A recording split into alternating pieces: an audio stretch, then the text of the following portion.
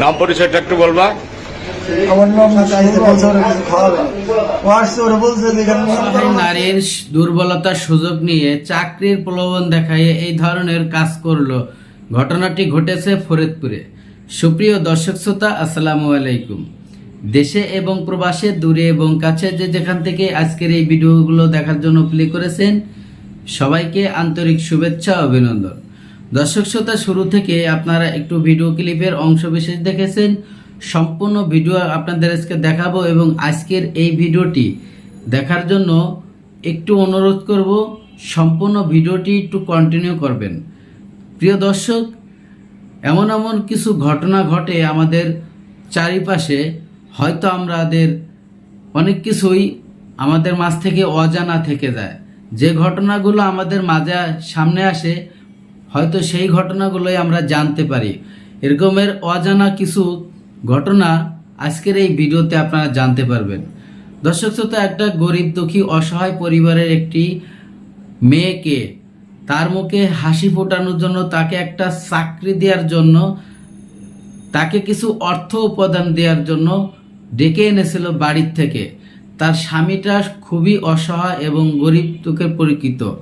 সেই দুর্বলতার সুযোগ নিয়ে কিছু অসহায় ব্যক্তিদের এই দুর্বলতার সুযোগ নিয়ে যে কর্মকাণ্ড সেই মহিলাটার সাথে করেছে বা এই মেয়েটির সাথে করেছে, ইতিমধ্যে পুরা এলাকাবাসীরা ক্ষেপে গেছে। যে লোকটা এই কাজ করেছে, যে কর্মকাণ্ড করেছে, দর্শক শ্রোতা, এই নেক্কারজনক ঘটনার অবশ্যই আমরা সবাই নিন্দা জানাই। ঘটনাটি আপনারা অনুরোধ করব সম্পূর্ণ কন্টিনিউ করেন। ঘটনাটি হচ্ছে ফরিদপুরে। এই মেয়েটিকে বাড়ির থেকে ডেকে এনেছিল আসলে একজনের স্ত্রী। তো তার স্বামীর সাথে যখন সে ঘটনাটি প্রচার করে যে আমি একটা বেসরকারি প্রতিষ্ঠানে, আমাকে একটা প্রাইভেট কোম্পানিতে চাকরি দেওয়া হবে, তার জন্য আমার ফরিদপুর যেতে হবে। তো তখন তার জেলাভিত্তিক শহরে ফরিদপুর আসলো। ফরিদপুর আসার পরে এই লোকটি বলছিল যে চলো আমরা কিছু শুধুমাত্র খাওয়ার জন্য এসেছি। আসলে ওয়েটারদেরকে একটি পার্সোনাল রুমে যখন তারা থাকে এবং সেখানে সে মেয়েটি প্রশ্ন করছিল যে কিসের জন্য আমরা এখানে এসেছি, এখানে এত নিরাপত্তা সুনসান পালন করা হচ্ছে কেন, এখানে কোনো লোকজন নাই কেন। তখনই ঝাঁপিয়ে পড়ে এই দুষ্কৃষ্ট লোকটি। তার মতলব ছিল খুবই খারাপ।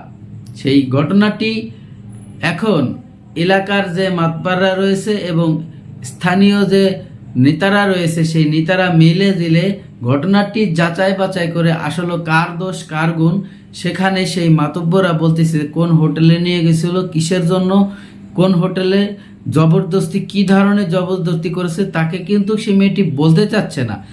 যদিও তার প্রাইভেট পার্সোনাল কথা, সেই পার্সোনাল কথাগুলো তার সম্মুখে বলতে চাচ্ছিল না, কিন্তু বারবার এমনভাবে প্রশ্ন করছিল সেই মাতব্বররা এবং গণ্যমান্য ব্যক্তিরা। তখন সে বলতে হয়তো বাধ্য হয়েছিল। তাহলে থানায় যেয়ে যদি আপনি সঠিক মতো তথ্য না দেন, তখন কিন্তু কেসটা সুন্দর মতো হয় না। ঠিক এই ধরনের তথ্যগুলোই সেই মেয়েটির কাছ থেকে নিচ্ছে।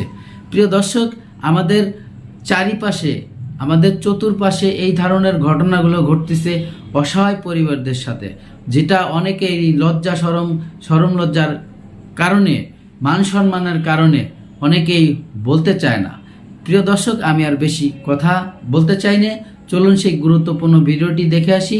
ভিডিওতে যাওয়ার আগে ছোট্ট করে একটি রিকোয়েস্ট করব, দর্শক, আপনি যদি আমার চ্যানেলে নতুন বন্ধু হয়ে থাকেন, ভালো লাগলে চ্যানেলটিকে সাবস্ক্রাইব করে রাখবেন আর এই ভিডিওটি বন্ধুদের মাঝে শেয়ার করে দিন। আমরা হলো মাধবপুর ফার্মে চাকরি করতাম, ভাড়া থাকা। ওখানে আমার মালিক ও হলো কালকে ফোন কিনতে আসবে, পরে ওরা ফোন কেনার জন্য পাঠাইছি।